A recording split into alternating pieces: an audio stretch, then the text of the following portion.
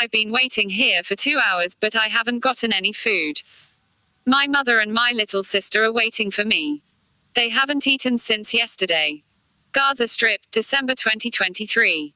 Children in the Gaza Strip face a deadly triple threat to their lives, as cases of diseases rise, nutrition plummets, and the escalation in hostilities approaches its 14th week.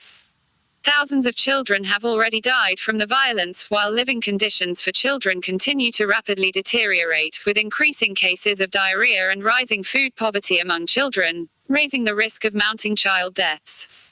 Children in Gaza are caught in a nightmare that worsens with every passing day, said Catherine Russell, UNICEF's executive director.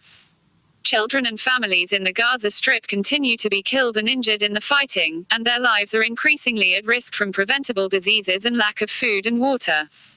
All children and civilians must be protected from violence and have access to basic services and supplies.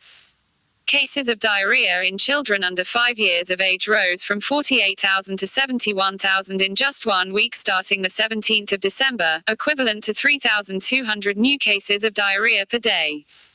The significant increase in cases in such a short time frame is a strong indication that child health in the Gaza Strip is fast deteriorating. Before the escalation in hostilities, an average of 2,000 cases of diarrhea in children under 5 were recorded per month. This recent climb represents a staggering increase of about 2,000%.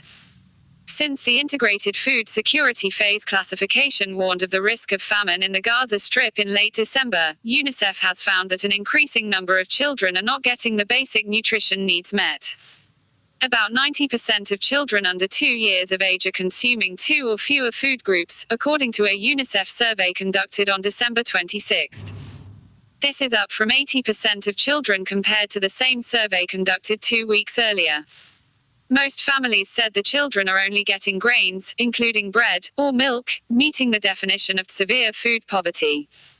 Dietary diversity for pregnant and breastfeeding women is also severely compromised. 25% only consumed one food type the day before, and almost 65% only 2.